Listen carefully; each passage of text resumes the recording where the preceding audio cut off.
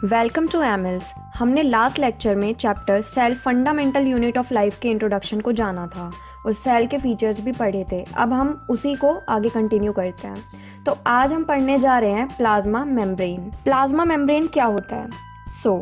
This is the outermost covering of the cell that separates the contents of the cell from its external environment. तो मान लीजिए ये एक cell है, तो इस सेल की जो आउटर मोस्ट कवरिंग होती है उसे हम प्लाज्मा मेम्ब्रेन कहते हैं। प्लाज्मा मेम्ब्रेन का काम होता है सेल के अंदर के कंपोनेंट्स को सेल के बाहर के एनवायरनमेंट से सेपरेट करना। तो ये एक तरह का बॉर्डर होता है जो कि किसी भी सेल के कंटेंट्स को बाहर के वातावरण से अलग रखता है। It's like a covering which provide external cover to the cell. और गाइस, हम प्लाज्मा मेम्ब्रेन को सेल मेम्ब्रेन भी कहते हैं। तो अगर आपको कहीं भी सेल मेम्ब्रेन लिखा हुआ मिले तो देखते ही समझ जाइएगा कि प्लाज्मा मेम्ब्रेन की ही बात हो रही है। सेल मेम्ब्रेन प्लाज्मा मेम्ब्रेन का ही नाम है, दोनों एक ही चीज़ है। प्लाज्मा मेम्ब्रेन एक सेमी परमिएबल मेम्ब्रेन होती है। प्लाज्मा मेम्ब्रेन मटेरियल्स को अपने थ्रू पास होने देती है, तो उसी के थ्रू फूड मटेरियल्स, ऑक्सीजन और बाकी इंपॉर्टेंट मटेरियल्स सेल के अंदर जाते हैं, क्योंकि ये आउटर मोस्ट कवरिंग है एक बॉर्डर की तरह। तो कोई भी मटेरियल सेल के अंदर जाना चाहता है तो वो सेल के थ्रू ही होकर अंदर जाएगा। और अगर सेल के अंदर से किसी वेस्ट मटेरियल को बाहर भेजना है तो वो भी प्लाज्मा मेम्ब्रेन के थ्रू ही बाहर जाएगा। तो यही एक रास्ता है किसी भी सेल के अंदर जाने का और बाहर आने का। प्लाज्मा मेम्ब्रेन की सबसे इंपॉर्टेंट प्रॉपर्टी होती है इसकी सेमी परमिएबिलिटी। सेमी परमिएबिलिटी मतलब ये सभी मटेरियल्स को अंदर बाहर आने जाने नहीं देती। सारे मटेरियल्स इस मेम्ब्रेन के थ्रू पास नहीं हो सकते। It's partially permeable. जो ज़रूरत के मटेरियल्स हैं उन्हें ही पास होने दिया जाता है। तो बस कुछ सेलेक्टेड मटेरियल्स ही हैं जो इस मेम्ब्रेन को पास कर सकते हैं। और इसके अलावा कुछ मटेरियल्स हैं जिन्हें ये मेम्ब्रेन बिल्कुल भी सेल में एंटर नहीं होने देती। मान लीजिए कि कोई बैक्टीरिया या वायरस है जो सेल में जाकर हमें हार्म कर सकता है, तो सेल मेम्ब्रेन उन बैक्टीरिया एंड वायरस को अंदर नहीं जाने देगी क्योंकि वो हार्मफुल है। तो इस तरह प्लाज्मा मेम्ब्रेन सेलेक्टिवली परमिएबल है, जो कि इम्पॉर्टेंट मटेरियल को सेल में जाने देती है और हार्मफुल को एंटर नहीं होने देती। प्लाज्मा मेम्ब्रेन बहुत ही फ्लेक्सिबल स्ट्रक्चर होती है, मतलब ये अपना शेप आसानी से चेंज कर सकती है। It's not a rigid structure और ये organic materials like lipid and protein से मिलकर बनी होती है। It is flexible and can change the shape according the need और फंक्शन ऑफ द सेल। अब एक प्रोसेस होता है endocytosis. The flexibility of plasma membrane enables the cell to engulf in food and other necessary materials from its external surroundings, and this process is known as endocytosis। जैसा कि हमने पढ़ा कि plasma membrane बहुत flexible होती है and अपनी shape को बड़ी आसानी से चेंज कर सकती है। तो ये क्या करती है, अपनी फ्लेक्सिबल प्रॉपर्टी को यूज़ करके जब भी सेल को किसी फूड पार्टिकल को अंदर लेना होता है तो उसी फ्लेक्सिबिलिटी की हेल्प से फूड पार्टिकल को अंदर ले लेती है। और इस प्रोसेस को हम एंडोसाइटोसिस कहते हैं, जैसा कि अभी मैंने थोड़ी देर पहले बताया था। एंडो का मतलब होता है अंदर, अंदर की तरफ। तो एंडोसाइटोसिस का मतलब है कि सेल अपने सराउंडिंग मीडियम से कुछ अपने अंदर ले रही है। इसको एक एग्जाम्पल की हेल्प से समझने की कोशिश करते हैं। अमीबा, जो कि एक यूनिसेलुलर ऑर्गेनिज्म होता है। यूनिसेलुलर का मतलब बताया था कि उसका एक ही सेल सारे फंक्शन परफॉर्म करता है। तो अमीबा को जब भी फूड लेना होता है तो एंडोसाइटोसिस प्रोसेस के थ्रू ही लेता है। सेल धीरे धीरे फूड पार्टिकल के पास जाता है और उसे घेर लेता है एंड एक कवरिंग बना लेता है उसके अराउंड एंड एनगल्फ कर लेता है। Due to flexibility factor of plasma membrane ये एंडोसाइटोसिस प्रोसेस होता है। अब अपना नेक्स्ट टॉपिक है डिफ्यूजन एंड ऑस्मोसिस। ये दोनों बहुत ही इंपॉर्टेंट प्रोसेस है जो हमारी सेल की फंक्शनिंग में मदद करते हैं। तो अब हम एक एक करके देखते हैं कि डिफ्यूजन और ऑस्मोसिस होते क्या हैं। सबसे पहले देखते हैं diffusion. The different substance move across the plasma membrane in and out of the cell by the process of diffusion. हमने देखा कि प्लाज्मा मेम्ब्रेन एक सेमी परमिएबल मेम्ब्रेन होती है जो कि कुछ मटेरियल्स को ही पास होने देती है। पर इस टाइम जो प्रोसेस होता है उस प्रोसेस को हम क्या कहते हैं, तो ये डिफ्यूजन का प्रोसेस होता है। इस टेक्निक का यूज़ करते हुए ये जो मटेरियल्स हैं वो सेल के अंदर और बाहर जाते हैं। Diffusion is a process of spontaneous movement of substance from a zone of high concentration to a zone of low concentration. तो जो सब्सटेंस का मूवमेंट होता है वो हमेशा हाई कंसंट्रेशन से लो कंसंट्रेशन की तरफ होता है। तो इस प्रोसेस को हम डिफ्यूज़न कहते हैं। अब यही प्रोसेस हमारे सेल के अंदर भी होती है। लेट्स सी कैसे होती है। तो हमने देखा है कि जो ऑक्सीजन गैस होती है उसकी ज़रूरत हमारे सेल को होती ही है, क्योंकि ऑक्सीजन की हेल्प से ही फूड पार्टिकल्स का ब्रेक डाउन होता है हमारी बॉडी में, एंड बिकॉज ऑफ दैट हमारा सेल डिफरेंट फंक्शंस परफॉर्म कर पाता है। जब भी सेल को ऑक्सीजन गैस की ज़रूरत होती है, मतलब सेल के अंदर ऑक्सीजन गैस की लोअर कंसंट्रेशन है और सेल के बाहर ऑक्सीजन की हाई कंसंट्रेशन है, तो डिफ्यूज़न के प्रोसेस में क्या होता है कि जो ऑक्सीजन सेल के बाहर है वो सेल के अंदर मूव करना चाहेगी। Now we want a reason, क्यों होगा ऐसा? क्योंकि सेम वही बात कि सेल के अंदर ऑक्सीजन की लोअर कंसंट्रेशन है और बाहर की तरफ ऑक्सीजन की कंसंट्रेशन हाई है। तो इस तरह हमारे सेल में ऑक्सीजन हायर कंसंट्रेशन से लोअर कंसंट्रेशन की तरफ मूव करती है through the semi permeable membrane, जो कि प्लाज्मा मेम्ब्रेन होती है, और we can say cell membrane. Similarly हम कार्बन डाइऑक्साइड गैस के मूवमेंट को देखें तो हमें पता है कि इस प्रोसेस में जब फूड पार्टिकल्स ब्रेक डाउन करते हैं सेल के अंदर, तो उस प्रोसेस में जो बाय प्रोडक्ट होता है और वी कैन से जो वेस्ट प्रोडक्ट होता है वो कार्बन डाइऑक्साइड गैस ही है।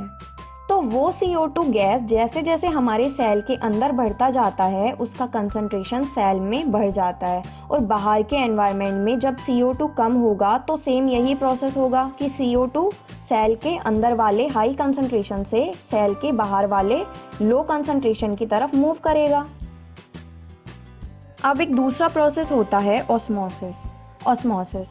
डिफ्यूज़न की तरह ही एक स्पेशल कंडीशन है। The movement of water from a region of high concentration to a region of low concentration through a semi permeable membrane is called osmosis. तो मान लीजिए कि हमारे पास ये एक एक्सपेरिमेंट है, एक तरफ शुगर वाटर है और एक तरफ फ्रेश वाटर है, और बीच में हमने एक सेमी परमिएबल मेम्ब्रेन लगाया है जो बस कुछ मटेरियल्स को ही अपने से पास होने देता है। ऑस्मोसिस का प्रोसेस मेनली वाटर के मूवमेंट से रिलेट करता है। डिफ्यूज़न में हम इन जनरल किसी भी सब्सटेंस के मूवमेंट को स्टडी करते हैं, लेकिन ऑस्मोसिस में हम मेनली वाटर के मूवमेंट को ही कंसिडर करेंगे। तो वाटर यहाँ पे मूव करता है from high zone of water concentration. यहाँ पर वर्डिंग्स पर ध्यान देना है थोड़ा, ठीक है। हम कह रहे हैं कि यहाँ जो वाटर है वो हाई वाटर कंसंट्रेशन से लो वाटर कंसंट्रेशन की तरफ मूव करता है, वाटर की बात हो रही है।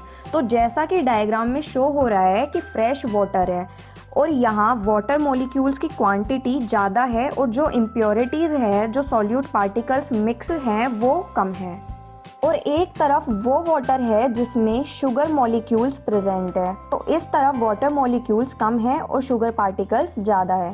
तो ऑस्मोसिस में क्या होता है कि जो वाटर होता है वो हायर कंसंट्रेशन से लोअर वाटर कंसंट्रेशन की तरफ जाता है। तो इसलिए यहाँ जो वाटर मूवमेंट होगा वो प्योर वाटर से शुगर वाटर की तरफ होगा through a semi permeable membrane. इसे हम ऑस्मोसिस कहते हैं। इस प्रोसेस में एक और चीज़ नीडफुल होती है, सेमी परमिएबल मेम्ब्रेन। ऑस्मोसिस में भी डिफ्यूज़न की तरह मूवमेंट हायर कंसंट्रेशन से लोअर कंसंट्रेशन की तरफ होता है, लेकिन यहाँ पर हम वाटर की कंसंट्रेशन को कंसीडर करते हैं। अब ऑस्मोसिस हमारे सेल में कैसे काम करता है? हम जानते हैं कि वाटर का हमारी बॉडी में बहुत बड़ा रोल है। Food particle and important substance water में ही डिज़ोल्व होकर हमारे सेल्स तक पहुंचते हैं। इसमें वाटर एक मीडियम की तरह एक्ट करता है। तो हमारे सेल को उस वाटर को सेल के अंदर भी लेना होता है और बाहर भी भेजना होता है। H2O हमारे सेल के अंदर जाता है या बाहर जाता है तो ऑस्मोसिस का प्रोसेस ही वहाँ भी वर्क करता है। इस कंडीशन में जो हमारा सेमी परमिएबल मेम्ब्रेन होता है वो प्लाज्मा मेम्ब्रेन ही होता है। तो यहाँ भी वाटर जो है हाई कंसंट्रेशन से लो कंसंट्रेशन की तरफ जाता है across the cell membrane which is semi permeable membrane. तो इस तरह ऑस्मोसिस किसी सेल में वर्किंग होता है। अब हम ऑस्मोसिस को थोड़ा और समझने की कोशिश करते हैं कि ऑस्मोसिस का जो प्रोसेस होता है वो डिपेंड करता है कंसंट्रेशन ऑफ वाटर पे। तो हम ये भी जानते हैं कि हमारी बॉडी में हमेशा सेम कंसंट्रेशन नहीं होती वाटर की कंसंट्रेशन चेंज होती रहती है। तो सेल के साइज पर क्या इफ़ेक्ट पड़ता है हम ये जानने की कोशिश करेंगे। एज्यूम दैट हमने एनिमल सेल को शुगर सॉल्यूशन में रखा हुआ है। तो हम चेक करते हैं कि शुगर सॉल्यूशन के कंसंट्रेशन के अकॉर्डिंग सेल पर क्या इफ़ेक्ट पड़ेगा। ये डिपेंड करता है शुगर सॉल्यूशन पर। एंड अब हम इसको अच्छे से डिफाइन करेंगे। Now we talk about hypotonic solution. If the medium surrounding the cell has a higher concentration of water than the cell, which means that the outside solution is diluted, water will move into the cell by osmosis. सबसे पहले जो medium है cell का, वहाँ water की concentration ज़्यादा है। Okay, हमने सेल को एक शुगर सॉल्यूशन में रखा है एंड बाहर का जो कंसंट्रेशन है वाटर का वो ज़्यादा है। ध्यान रखना, मैं वाटर की कंसंट्रेशन की बात कर रही हूँ, शुगर सॉल्यूशन के कंसंट्रेशन की बात नहीं कर रही हूँ। Only and only water concentration की बात हो रही है। बाहर वाटर की क्वांटिटी ज़्यादा है, इसका मतलब शुगर पार्टिकल्स की क्वांटिटी कम है। मतलब कि जो बाहर शुगर सॉल्यूशन है उसे डाइल्यूट शुगर सॉल्यूशन कहा जा सकता है। डाइल्यूट शुगर सॉल्यूशन मतलब sugar molecules come and water ज़्यादा। तो इसलिए सेल से बाहर वाटर ज़्यादा है और सेल में कम है। So due to osmosis water बाहर से अंदर की तरफ मूव करेगा एंड इसे हम हाइपोटोनिक सॉल्यूशन कहते हैं। हाइपोटोनिक सॉल्यूशन मतलब सेल के बाहर वाटर कंसंट्रेशन ज़्यादा and solute particles come. Practically बात करें तो सेल से पानी का मूवमेंट दोनों तरफ होगा, in and out both, but net movement of water cell के अंदर की तरफ होगा एंड पानी के सेल के अंदर जाने की वजह से सेल स्वेल अप हो जाएगा, मतलब कि फूल जाएगा। Now we talk about isotonic solution. तो इसमें क्या होता है कि सेल के बाहर का वाटर कंसंट्रेशन एंड सेल के अंदर का वाटर कंसंट्रेशन इक्वल होता है। So there will be no net movement of water can be explained. And ऐसा कोई सॉल्यूशन हो जहां बाहर और अंदर का कंसंट्रेशन सिमिलर हो जाए तो उसे आइसोटोनिक सॉल्यूशन कहते हैं। यहाँ पर भी practically water movement in and out दोनों तरफ होता है, बट क्योंकि ये इक्वली डिस्ट्रीब्यूटेड होते हैं तो इनका नेट ज़ीरो होता है।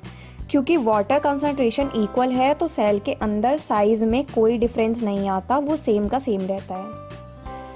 लास्ट में है हाइपरटोनिक सॉल्यूशन। यहाँ पर सेल के अंदर वाटर कंसंट्रेशन ज़्यादा हो जाती है और जो सेल के बाहर मीडियम है उसमें वाटर कंसंट्रेशन कम हो जाती है। बाहर की कंसंट्रेशन कम हो गई मतलब बाहर जो शुगर सॉल्यूशन है वो अब कंसंट्रेटेड शुगर सॉल्यूशन हो गया, मतलब शुगर कंसंट्रेशन ज़्यादा हो जाती है और वाटर कम हो जाता है। यहाँ पर एक छोटा सा डायग्राम दिया जा रहा है जो एज अ समरी आपको समझने में हेल्प करेगा।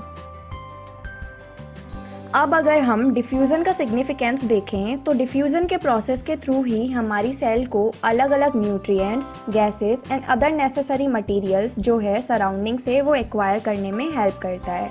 इन्हीं के थ्रू इम्पॉर्टेंट मटेरियल सेल के अंदर आते हैं और जो वेस्ट मटेरियल प्रोड्यूस होते हैं सेल में उन्हें भी डिफ्यूज़न के थ्रू ही सेल से बाहर निकाला जाता है।